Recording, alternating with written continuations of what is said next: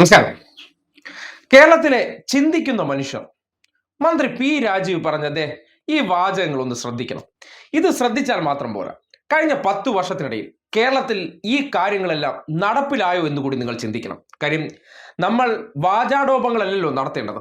കിട്ടിയ അവസരത്തിൽ ഈ നാട്ടിലെ ജനങ്ങൾക്ക് വേണ്ടിയും ഈ നാടിനെയും മുന്നോട്ട് കൊണ്ടുപോകാൻ വേണ്ടി ഇവർ പറഞ്ഞ കാര്യങ്ങൾ കൃത്യമാണെന്ന് വിലയിരുത്തിയതിനു ശേഷം നിങ്ങൾ ഈ സർക്കാരിന് മാർക്കിടണമെന്നൊരു അഭ്യർത്ഥനയുണ്ട്. അപ്പോൾ മന്ത്രി പി രാജീവ് കഴിഞ്ഞ കുറച്ചു കാലങ്ങൾക്കിടയിൽ പ്രതിപക്ഷം എതിർത്ത, എന്നാൽ അതിനെ വകവയ്ക്കാതെ ഈ നാടിൻ്റെ ജനങ്ങളെ മുന്നോട്ട് കൊണ്ടുപോകാനായിട്ട് ആ പദ്ധതി അത്യന്താപേക്ഷിതമാണെന്ന് തിരിച്ചറിഞ്ഞ് നടപ്പാക്കിയ ഇച്ഛാശക്തിയാണ് ഈ സർക്കാർ. അപ്പോൾ അത് ശരിയാണോ അല്ലയോ എന്ന് നിങ്ങൾ കേട്ടതിന് ശേഷം വിലയിരുത്തും. ഇപ്പോൾ നോക്കൂ, ചരിത്രപരമായിട്ടുള്ള എത്രയോ കാര്യങ്ങൾ ഇപ്പോൾ നടന്നുകൊണ്ടിരിക്കുന്നു. വയനാട് ടൗൺഷിപ്പ് ലോകത്തിന് തന്നെ ഒരു പുതിയ കേരള മാതൃക. ഞങ്ങൾ ഒരിക്കലും അനുവദിക്കില്ല എന്ന് ഉച്ചത്തോടുകൂടി പറഞ്ഞ പ്രതിപക്ഷം പറഞ്ഞ വയനാട് തുരങ്കം ഇപ്പോൾ യാഥാർത്ഥ്യത്തിലേക്ക് എത്തിക്കും. അപ്പോൾ ഉദ്ഘാടനം ചെയ്യുന്നത് അങ്ങനെ തന്നെ വേണോ എന്നതാണ് പുതിയ ഉത്കണ്ഠ പ്രതിപക്ഷത്തിന് വന്നത്. നമുക്കെല്ലാവർക്കും അറിയാം, കുട്ടനാട് മേഖലയിലൂടെ കാലവർഷം വന്നാൽ ആരും ചങ്ങനാശ്ശേരിക്ക് പോവില്ല, കോട്ടയം വഴിയെ പിന്നെ തെരഞ്ഞെടുക്കുക. ഇപ്പോൾ 700 കോടി രൂപയിലധികം ചെലവഴിച്ച് നിർമ്മിച്ച ആലപ്പുഴ ചങ്ങനാശ്ശേരി പാത പ്രളയാനന്തരമുള്ള നിർമ്മാണ പ്രവർത്തനത്തിന്റെ മകുടോദാഹരണമല്ലേ? അതുപോലെ തന്നെ കുറച്ച് വീടുകൾക്ക് വേണ്ടി ഇത്ര പണം ചെലവഴിക്കണോ എന്ന ചിന്തയിൽ നിന്ന് മാറി എല്ലാവരെയും ചേർത്ത് പിടിച്ച് ഒപ്പം കൊണ്ടുപോകണം എന്ന കാഴ്ചപ്പാടിന്റെ ഭാഗമായി പെരുമ്പളം പാലം വന്നത്. ചെല്ലാനം കടപ്പുറം നോക്കൂ, 8 മന്ത്രിമാരുണ്ടായിരുന്നു കേന്ദ്രത്തിൽ, 8 പേർ. അവിടുത്തെ MLA ഫിഷറീസിന്റെ മന്ത്രിയായിരുന്നു. തീരദേശം സംരക്ഷിക്കേണ്ടത് കേന്ദ്രത്തിന്റെ ഉത്തരവാദിത്തമായിരുന്നു. എന്നാൽ അന്ന് മുഴുവൻ കടലിൽ കായം കലക്കലായിരുന്നല്ലോ. കരിങ്കല്ല് കൊണ്ടിടും, അടുത്ത പ്രളയത്തിന് വീണ്ടും ഇടും. പ്രളയം കയറുമ്പോൾ എല്ലാവരും ഫോട്ടോഷൂട്ടിന് പോവും. അതിൽ നിന്ന് വ്യത്യസ്തമായി ഇപ്പോൾ ഈ 402 കോടി ചെലവഴിച്ച പദ്ധതി നോക്കുമ്പോൾ 1 കിലോമീറ്ററിന് 65 കോടി രൂപയാണ് സർക്കാർ ചെലവഴിക്കുന്നത്. അപ്പോൾ അത്രയും അധികം പണം 1 കിലോമീറ്റർ ചെലവഴിക്കുന്നു പറഞ്ഞാൽ ഈ തീരദേശത്ത് താമസിക്കുന്നത്, ഞങ്ങളൊക്കെ അവിടെ പോയി ഓക്കിക്കാലത്ത് എത്രയോ മണല് വീടുകളിൽ നിന്ന് വാരി കൊണ്ടുപോയിട്ടുണ്ട്, മാറ്റി പുറത്തേക്ക് ഇടുന്നത് താമസിക്കാൻ വേണ്ടി വളണ്ടിയർ പ്രവർത്തനങ്ങളുടെ ഭാഗമായി. ഇപ്പോൾ നോക്കി എത്ര ശാന്തമായി അവർ ജീവിക്കുന്നു.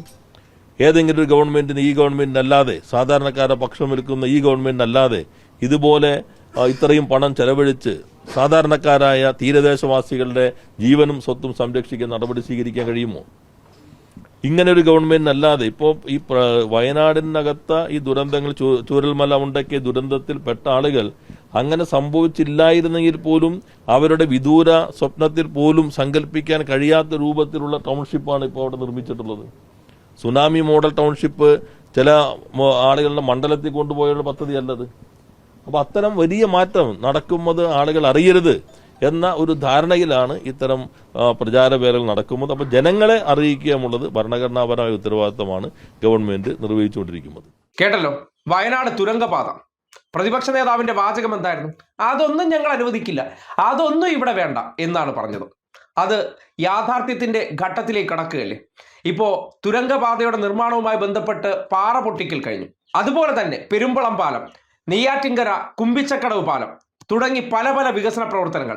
അതിൽ മനുഷ്യരുടെ എണ്ണമോ അല്ലെങ്കിൽ അവിടെ എത്ര പേരുണ്ട്, എത്ര വോട്ട് എന്നല്ല.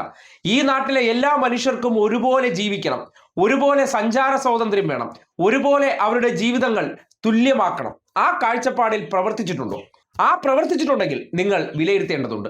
കേരളത്തിൽ ഇടതുപക്ഷത്തിന്റെ വികസന പ്രവർത്തനങ്ങളെ ജനങ്ങളിലെത്തിക്കാതിരിക്കാൻ ജാഗ്രതയോടെ നമ്മുടെ മാധ്യമങ്ങൾ ഇടപെടുന്നുണ്ട്.